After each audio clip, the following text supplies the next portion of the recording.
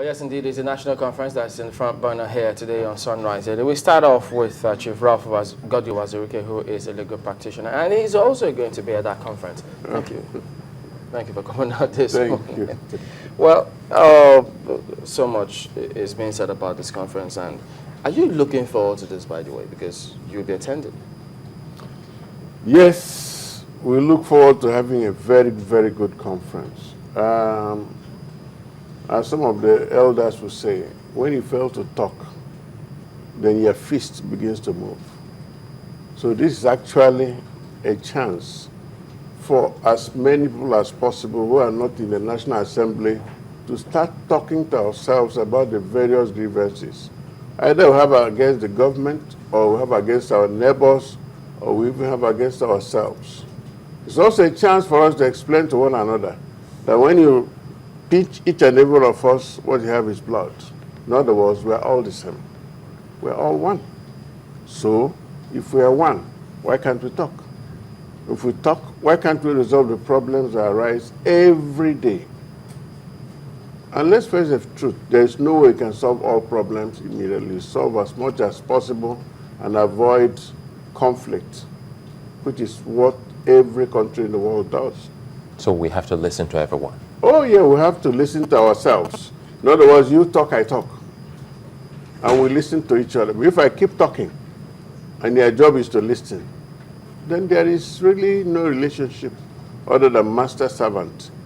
And now we're talking of all parts of Nigeria coming to this conference to sit down, talk to me, I talk to you. Make your contributions, I make my contributions. We seek for answers and we make recommendations to those who are going to implement them. That is what a conference is all about. I'm happy you just talked about implementation, because a lot of Nigerians are worried about that, because over time we have actually seen a series of talks. It may not be in this format, but implementing the outcome of such talks have also always been the problem. Well, let me concentrate on this very one. If you remember that when Mr. President announced plans for this, almost all the opposition governors condemned it. And when the panel was moving around, the opposition governors, I think apart from Fashola, refused to receive them. And even Fashola made it quite clear he was not interested. Lagos State was not interested. But as of today, all the state governors, without exception, have sent the names of their delegates, all. Isn't that a good thing? Oh, a very good thing, and they sent first-class people. In other words, they are getting ready for a first-class meeting, a first-class conference, a first-class discussion. All the parties are there apart from APC. But if APC as a party is not there, the APC governors are all there. So, whether we like it or not, the outcome must be fruitful, because those who are coming, one are the decision makers. If they're not the decision makers, they were sent by the decision makers. The modalities for implementing them may be another thing, but the intention of those setting it up, the intention of those surrounding the conference, as far as I know, is noble. As for the past ones, if they were set up like the 2005 conference, Obasanjo set it up, and most of us still believe it was set up with just one M, the third term agenda. Here, what will you say will be the third term agenda, the agenda for this one? Except the good of you and I. Jonathan is eligible to go for a second term. He's only on his first term.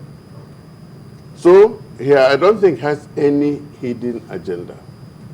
Then when Abacha was there, what was the whole intention to transform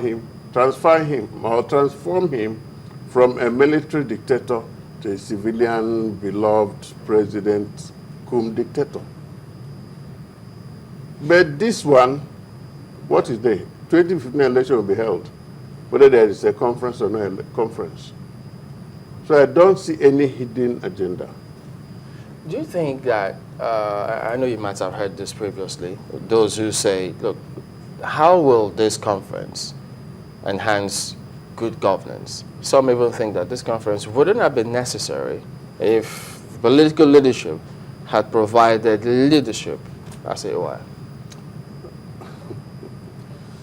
Well, government is seen as an esoteric gathering of people who have too much power to dispense and very little favors to give to people. But when you have this kind of conference, you end up demystifying government, which is actually what National Assembly is also doing with all these their hearings and so on. But we, people of Nigeria, when we have a national conference, we are free to talk. We are free to question. We are free to tell you that we don't want federalism, we want parliamentary system, or we want winner takes all. Or you find somebody coming from about you always call me a Hausaman. Who told you I'm a Hausaman? I'm not a Hausaman. I want my own identity. These are some of the issues that can come up. People will speak without restraint, without all this parliamentary decorum whereby somebody says, I hereby expel you, I don't expel you. No. This conference is a conference whereby people will just get up, talk on behalf of their own constituents, because virtually everybody has a constituent, except those ones who were specially chosen by Mr. President. All the others must come from somewhere, and the issues bothering those people, which nobody in the National Assembly can get up to talk about, will be spoken. That's I think that for many people, that's where they believe that, you know, consensus is going to be very difficult on the issues of truth, because we all know that oftentimes it doesn't sit well with people. I mean, and somehow that politicians have learned how to gloss over, you know, truth of certain conditions. Well, considering, first of all, the makeup, some of the names have come out, not to impinge on anyone's integrity, but these are people who have also been in government for a while. Do you think that the results that you'll be getting from this conference, or that Nigerians will be getting from this conference, will be much different from what has, you know, what has dominated the political landscape in a very long time? Well, let me describe that list as comprising of the good, the bad, and the ugly. Bets. Good this time will overcome the bad and the ugly. The thing is that the consciousness in us is very, very high. When that panel was moving around, I attended one or two of their sittings, and I was amazed at how people were anxious to present their own views. They were not shying away from confronting them. Somebody come up and say, this land was ceded in 1851. It is now this year.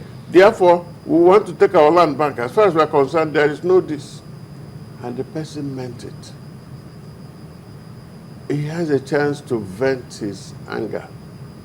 But under the modalities, he does not have the chance to overturn the existing structure of Nigeria. But he must find a way to situate his anger and the solution within this unity of Nigeria.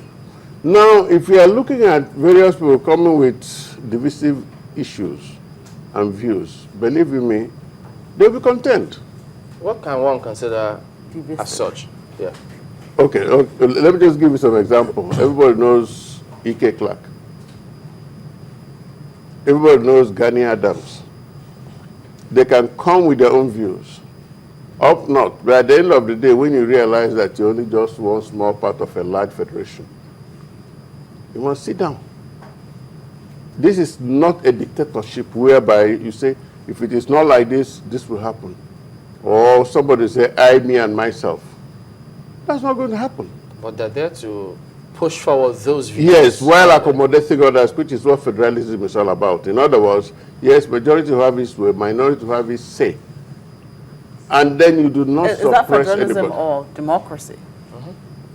Democracy is the view of the people, but federalism, actually, well, democracy, federalism, unlike parliamentary system, which is winner takes all, in the sense that when you sit down, you say, we are the majority, therefore you can go to hell.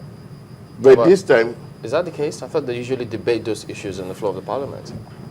One of the different, the parliament will debate, you have the majority party, minority party. Majority, the moment it fails to carry a decision through, loses its majority. So as far as you are in the majority, no problem. You can keep riding roughshod over the minority. But in a federal system, you can accommodate all. You develop according to your own system, according to your own level, while the federal sits there. Which is why when you have a state like Lagos State, it tells you we're thinking of flyovers and this one. You cannot say that of Borno State. Borno State will tell you our problem is different. But within the federalism, you manage to accommodate all.